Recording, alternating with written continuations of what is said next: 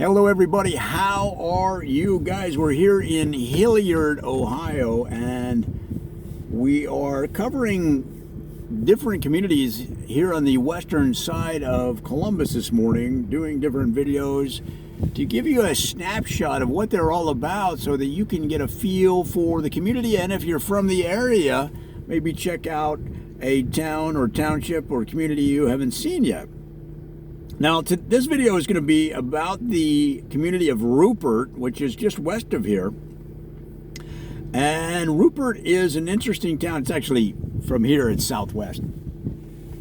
Rupert's an interesting town. I didn't know anything about it, but just yesterday, I was in line at one of those diners where you slide your tray along and you, like a buffet style diner.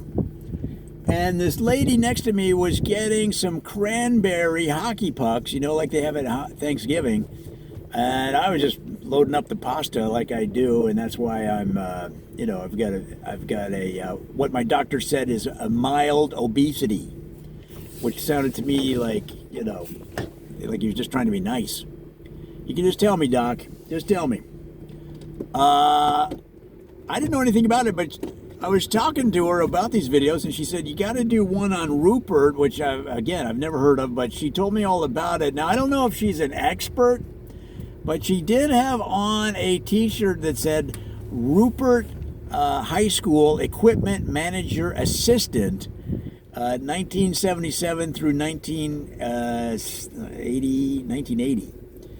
And she also had on these socks that said, Rupert isn't a pooper. Go Rupert. So I think they need better writers maybe, but let's assume she's a local. And what she told me was that Rupert is fascinating because at a certain point when the times were very, very tough for Rupert Murdoch's company worldwide, he started to think he might have to set up a bunker, a survival bunker in the heartland of America, just in case everything went completely south. And if you remember, this is back when they were potentially buying all kinds of communications companies around the world. They were highly leveraged. And Rupert Murdoch decided, look, I need to have a backup plan. I needed to be away from my home country of Australia, and the United States is probably the safest country with the defense systems, with the laws, with the freedom that I need to operate my empire from an underground bunker. So he bought the town of Rupert. It used to be a different name. In fact, it used to be called Cornstalk. And he bought the town of Cornstalk and changed it to his name, Rupert, and then proceeded to build a 30-story underground bunker beneath the ground there. You have to take an elevator down. It's one of those high-speed ones. So it will take you down to the first, what is essentially the first underground floor, right? So they're numbered the other way. So the first floor is the first floor you encounter. It's about half a mile beneath the surface of the earth. And then the 30 floors go down, number 2, number 3, number 4. So as they go down closer to the center of the earth, the numbers go up.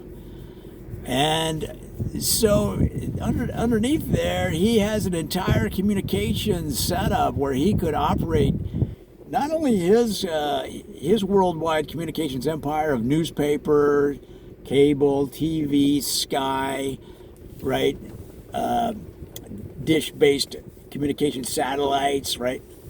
But he could also, in a sense, if he had to, give the chair over to the President of the United States as a secondary underground bunker operations in case Washington's bunker is no longer operable. So he's offered his services to the President of the United States, whoever it may be. He said it doesn't matter who it is. They could come in and take the chair and run the country from his underground bunker a half mile beneath the cornfields of Ohio. And I'm listening to this. I'm like, wait a second. Are you serious? And she's like, she said, I swear on my son's 10th grade all-state bowling champion trophy. And I was like, whoa. So she had to be serious.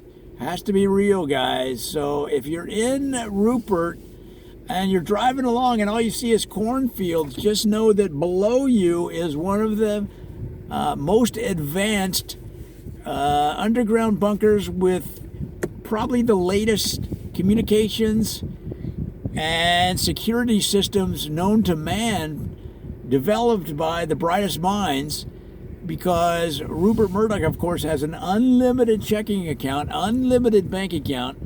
He probably carries $4 or $5 million in cash with him at all times, just for spending money. You know, just if he wants to buy a car for $1 million cash, he can do it on the spot. And in fact, the local Rupert, town of Rupert car dealers have been waiting for him to drop by and maybe buy a car for cash, but so far it hasn't happened. So guys, again, another fascinating story coming out of Central Ohio. I mean, who knew all of this was going on here in this idyllic farmland area, where you can leave your doors unlocked for 5-10 minutes at the most, but then you better lock them, because your dog will realize the door's unlocked and jump up and hit the latch, and out they go, terrorizing the neighborhood, and you probably get 3 or 4 lawsuits from dog bites and stuff like that. You don't want to do that. But I mean, it's this kind of I don't know. I don't know if you would call it just the new America, but life is at a different pace here. It's not slow. You're not talking about some backwater burg, because they've got buildings that are taller than 10 stories. They've got running water here. They've got restaurants that have actual tablecloths. So, they're not. This is not a some stop on the highway, okay, where you just go in to get some Twizzlers and barbecue potato chips, okay? This is the real deal out here. So if you're thinking about it, come to Columbus and then take a whole day and come to Rupert. Drive around, look around, just be amazed at what is below you, a half mile below the crust of the earth, the surface of the earth. Just an amazing story. I'm surprised there hasn't been a major Hollywood picture about it, but that probably will happen eventually. Come on back, guys. Oh, I gotta tag it, man. You gotta tag it. This has been another Joe Ditzel parody. Come on back and see us.